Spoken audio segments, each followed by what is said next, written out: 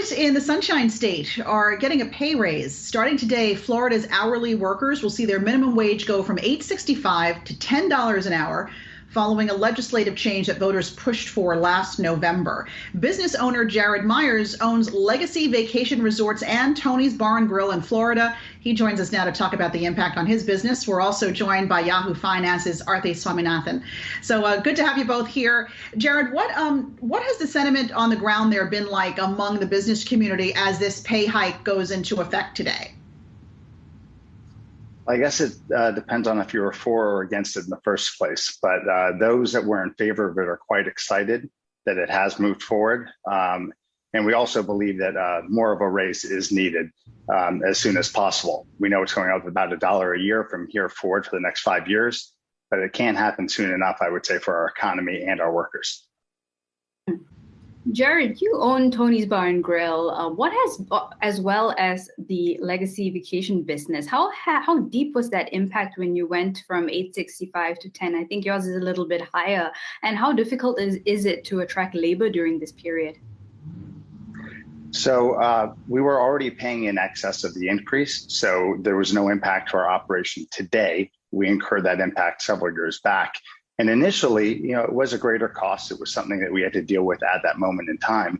But I can't tell you how much it has helped us over these last, year and a half or 2 years, where our industry was hit incredibly hard by reduced revenue and, the COVID consequences. But due to us paying more and our employees being more engaged, we were able to keep more of them staffed and on board.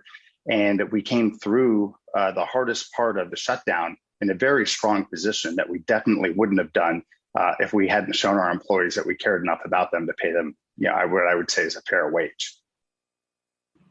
And you are looking to reach that $15 minimum wage that many progressive lawmakers have been pushing for. So how does that plan look like? And how are you planning to adjust because you have, I think, more not just in Florida, but you have locations across the country. So how does that work out? That's correct. So we have a commitment to a living wage as an organization, and we increase it every year to that. We just haven't quite gotten there yet. But before year end, we'll definitely be at that in excess of $15 as a company, and that will apply in all the states that we're in.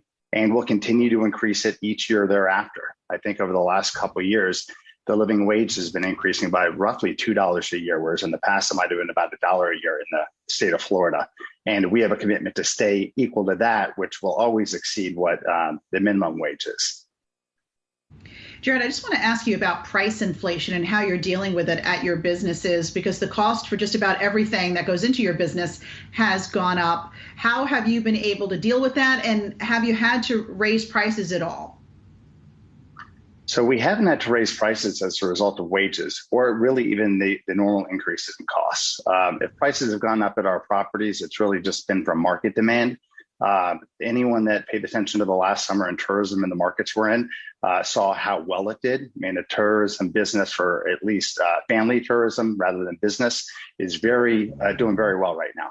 And so that's the only reason wages have gone up. And we haven't had to increase wages for the cost, mainly because there's a lot of additional benefits to this. I think people look at this and they say, wow, it just costs more money, but they don't realize that there's really good positives too. I mean, the engagement of our employees, it's hard to put a dollar amount on it, but I can just tell you firsthand going through the last year and a half that it got us through this crisis. I don't know that we would be here if our employees weren't so engaged in what they were doing.